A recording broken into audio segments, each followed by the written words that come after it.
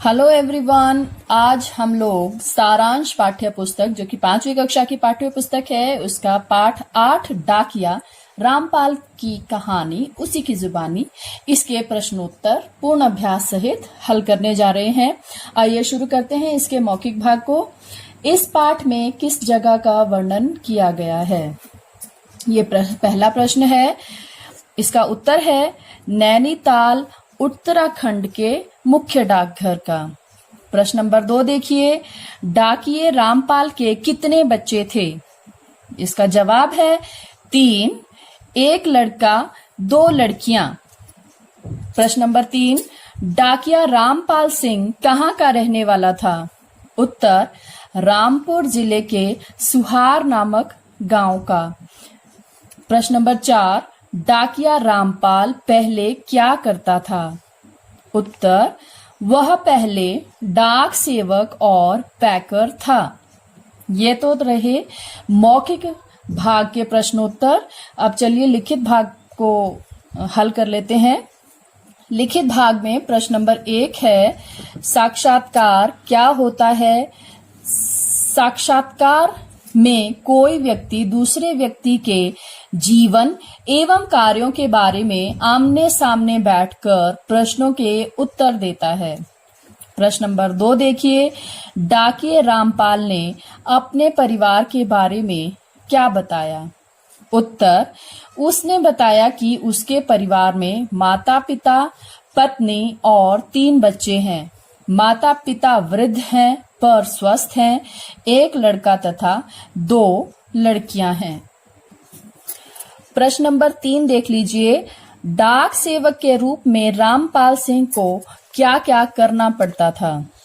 इसका उत्तर है डाक सेवक के रूप में उसे ग्रामीणों की चिट्ठियां, रजिस्ट्री, पार्सल तथा पेंशन देने गांव-गांव जाना पड़ता था।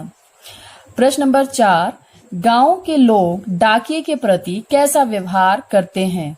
उत्तर गांव के लोग डाकिये के प्रति सम्मानजनक व्यवहार करते हैं। प्रश्न नंबर 5, इंटरनेट के जमाने में क्या डाक सेवा उपयोगी है? उत्तर हाँ, डाक सेवा बहुत उपयोगी है। यह काफी सस्ती है। प्रश्न नंबर 6, गांव के डाकिये को किन किन कठिनाइयों का सामना करना पड़ता है? कि गांव में जो डाकिये हैं उनको जो है कौन कौन सी मुश्किलें झेलनी पड़ती हैं?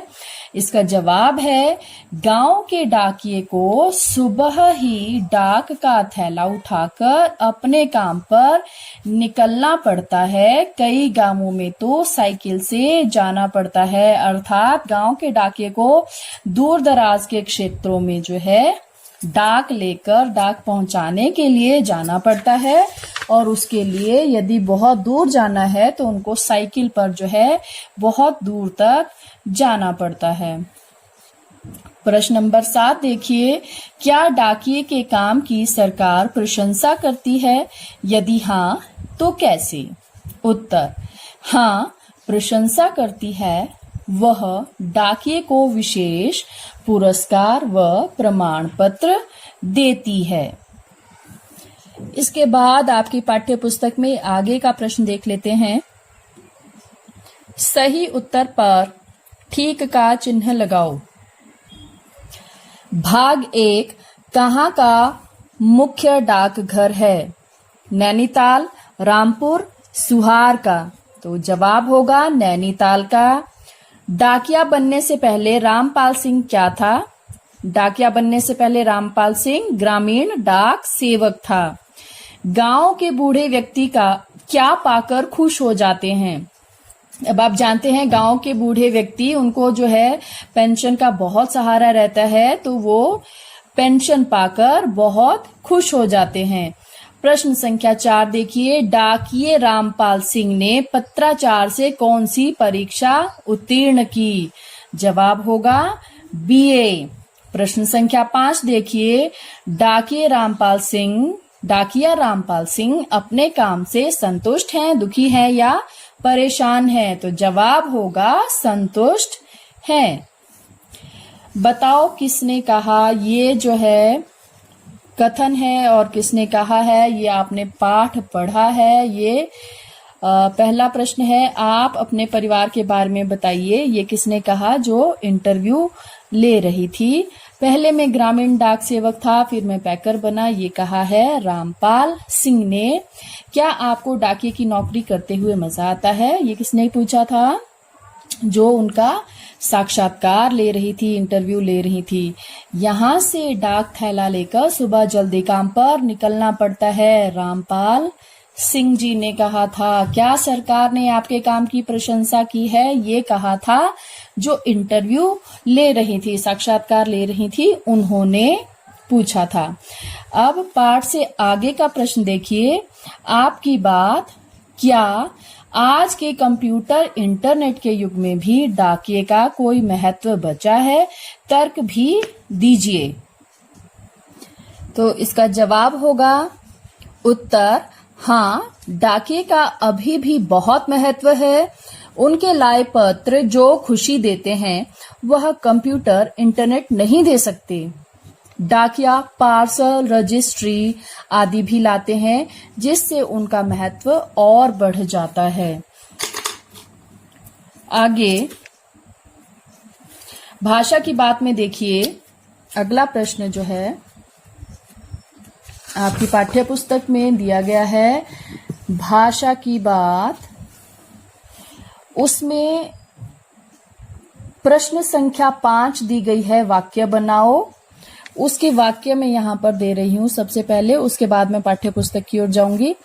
तो सबसे पहले देख लीजिए, वाक्य बनाओ में है संतोष शब्द आपको दिया गया है, और संतोष शब्द को पाठ पढ़ने के बाद आप लोग इसका अर्थ भली भांति समझ गए होंगे। संतोष मतलब, संतोष होता है संतुष्टि होना, ठीक है, सेटिस्फेक्शन अंग्रेजी में इसको कहा जाता है, सेटिस्फेक्शन। तो संतोष, शिवेन को खाने में मीठी चीजें मिलने पर ही संतोष मिलता है। दूसरा है वृद्ध, वृद्ध मतलब बूढ़ा। आज मेरी मुलाकात एक वृद्ध व्यक्ति से हुई। तीसरा देखिए, तरक्की, हमारा गांव तरक्की की राह पर चल रहा है या वह तरक्की कर रहा है। तरक्की होता है उन्नति करना। नंबर 4, ग्रामीण, ग्रामीण होता है गांव में रहने वाला, गांव से संबंधित। सरकारी योजनाओं में ग्रामीण इलाकों को बहुत सी सुविधाएं दी जाती हैं। आगे देखिए, भाषा की बात, निम्न शब्दों को उचित शीर्षक के नीचे लिखिए। अब आपको इसमें व्यक्तिवाचक संज्ञा, जातिवाचक संज्ञा और भाववाचक संज्ञा चुनकर दिए हुए बॉक्सेस में लिखने हैं। तो सबसे पहले डाकिया शब्द है, डाकिया जो है जातिवाचक संज्ञा है। रामपाल सिंह, रामपाल सिंह आपका व्यक्तिवाचक संज्ञा है। राम चिट्ठियां आपका जातिवाचक संज्ञा में आता है। रामपुर व्यक्तिवाचक संज्ञा है। माता पिता जातिवाचक संज्ञा है। प्रशंसा भाववाचक संज्ञा है। आदमी जातिवाचक संज्ञा है। पुलिस जातिवाचक संज्ञा है। सम्मान भाववाचक संज्ञा है। ये चीज ध्यान देने वाली है कि भाववाचक संज्ञाएं वो होती हैं जिन्हें हम देख नहीं पाते। आगे प्रश्न नंबर 4 देखिए, लिंग बदलो। पति, पत्नी, लड़का, लड़की, पुरुष, स्त्री, मोर, मोरनी, सिंह, सिंहनी, घोड़ा, घोड़ी। वाक्य बनाओ, ये अभी मैं पहले करवा चुकी हूँ। उसके बाद मूल्यपरक प्रश्न, आप डाकिये का कितना सम्मान करते हैं? क्या समाज से उसे पूरा आदर सम्मान मिलता है? तो इसका जवाब होगा, उत्तर, मैं डाकिये का पूरा सम्मान करता हूँ या करती हूँ। समाज से भी डाकिये को पूरा आदर सम्मान मिलता है। सभी को उनकी लाई चिट्ठियों तथा मनी ऑर्डर का बेसब्री से इंतजार रहता है। इसके बाद आपका क्रियात्मक गतिविधि में सिर्फ एक प्रश्न दिया गया है कि डाकिया पर 50 से 60 शब्दों में एक अनुच्छेद लिखिए। तो वो अनुच्छेद यहाँ पर मैंने आपकी सहायता के लिए लिख दिया है। आइए शुरू करते हैं। डाकिये का हमारे जीवन में बहुत महत्व है। जब डाकिया हमें हमारे पत्र तथा पार्सल पहुंचाता है तो हमें बहुत आनंद मिलता है।